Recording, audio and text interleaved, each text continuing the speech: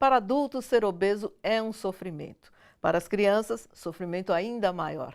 Elas não são alegres o tempo todo e muitas vezes expressam suas angústias na forma de doenças. E obesidade é uma doença com múltiplas causas, orgânicas, psíquicas e hormonais. Os dados são da Organização Mundial da Saúde. Em quase todo o mundo, 41 milhões de crianças com até 5 anos de idade sofrem de obesidade ou estão com sobrepeso. Só no Brasil, 1/3 da população infantil faz parte dessa estatística. São crianças bonitas, alegres, afetuosas, cheias de vida, como as pinturas de Fernando Botero. E assim como a bailarina de Botero não escolheu como seria retratada pelo colombiano, na vida real, ninguém, muito menos uma criança, escolhe ter formas volumosas. A criança não é obesa porque ela inventou ser obesa. Ninguém escolheu ser obeso na vida. E será que a rechonchuda dançarina de Botero consumiu mais tinta para ser pintada do que as esguias bailarinas de Degas?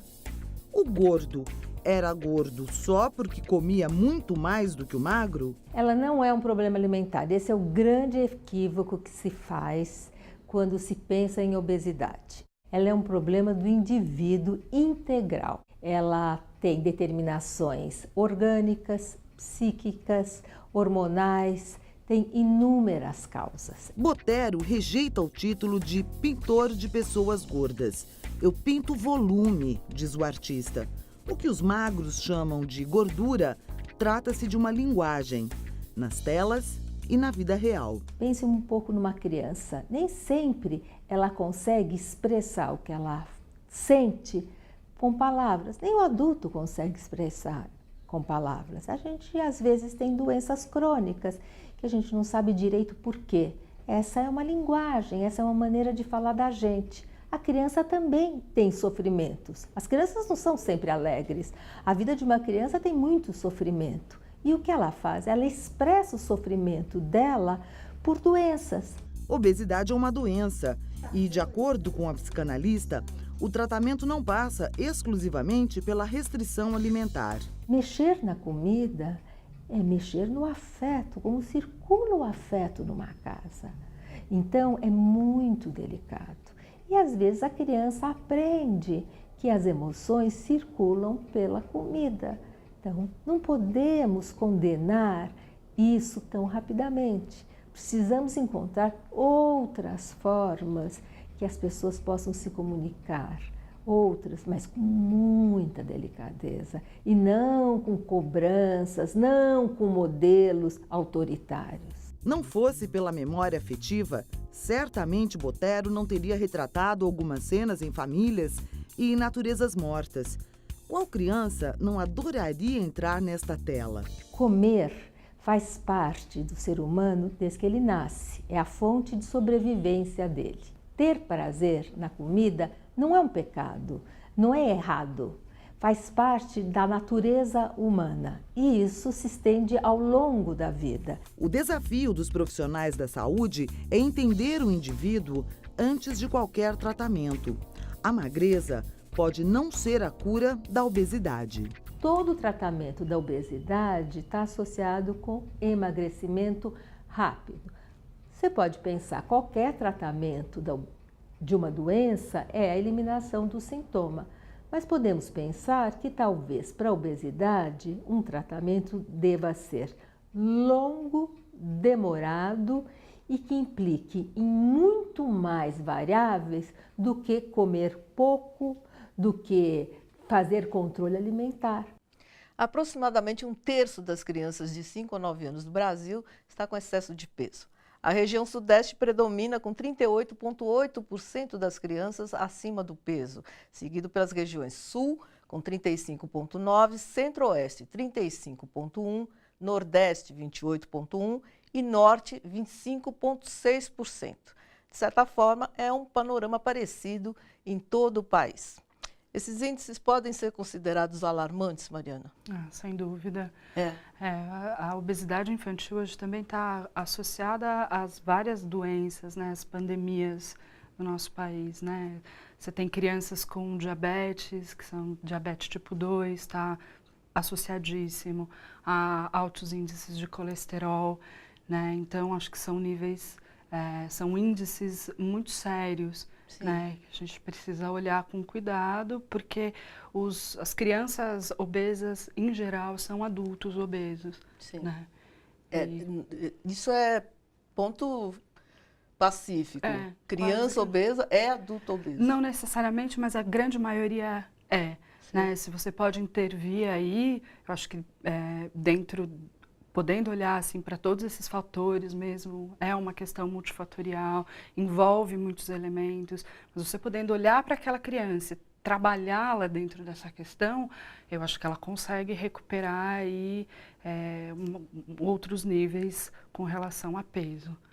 A próxima intervenção que vem das ruas é uma constatação, mais uma constatação do que uma pergunta. Vamos ouvir e depois acompanhar o comentário da nossa especialista. De quem é a responsabilidade da criança que está gordinha, está bem acima do peso? Na maioria dos casos são dos pais, né, eu acho, na minha opinião, né, porque os pais que têm que incentivar a criança a, sei lá, comer bem, ter uma alimentação saudável, eu acho que isso daí já vem dos pais. Se os pais não conseguem ter uma boa alimentação, os filhos também não vão ter. Já está certa, né, Mariana?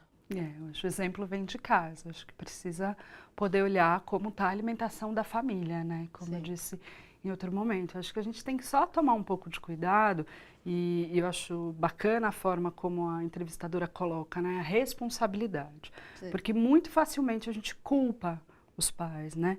A gente tem que pensar qual é também a formação que esses pais têm, qual é o olhar que eles têm para a alimentação e o quanto eles conseguem ter acesso ao que é uma boa alimentação.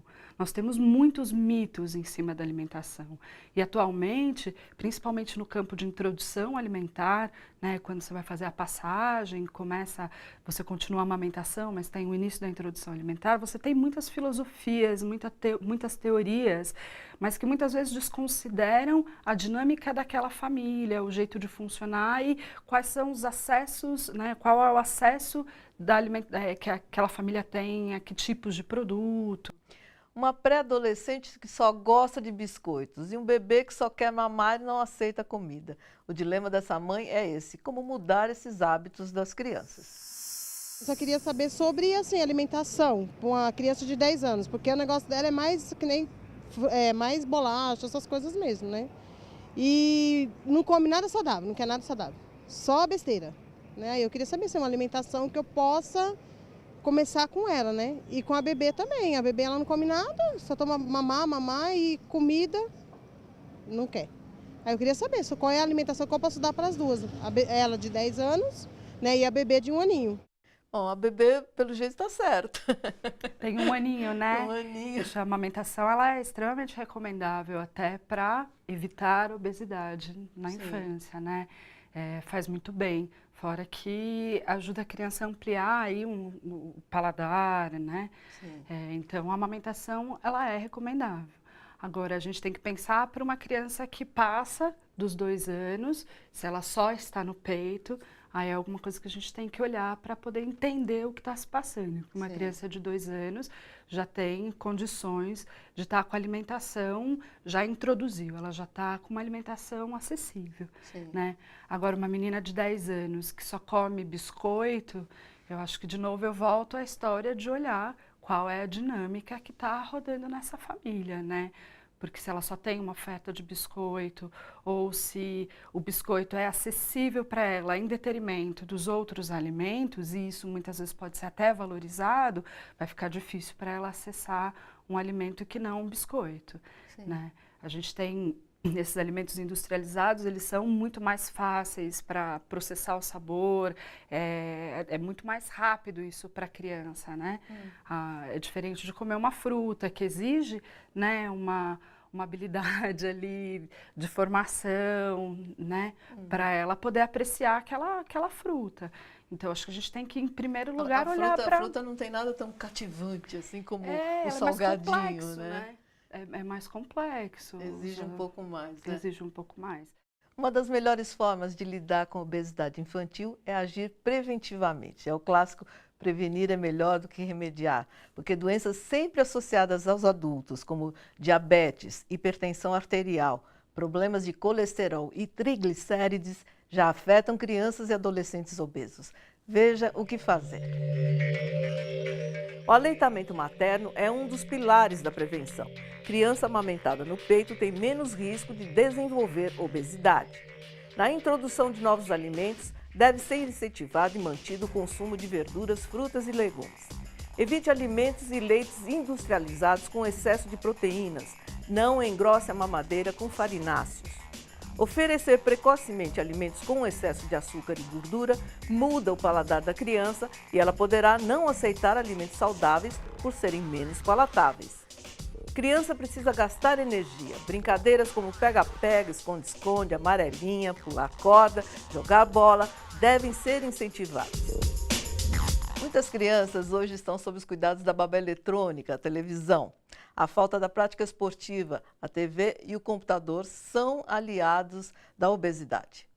2 horas por dia a gente pode considerar um tempo assim, ideal para as crianças estarem em contato com os eletrônicos. Difícil falar de um ideal, né?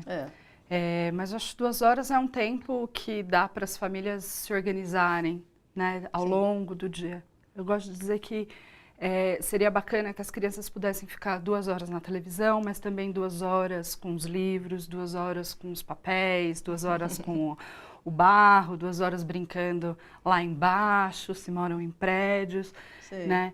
Porque, enfim, tem muitos estudos que demonstram que a obesidade está diretamente ligada ao tempo exposto a eletrônicos, né? A televisão, a computadores.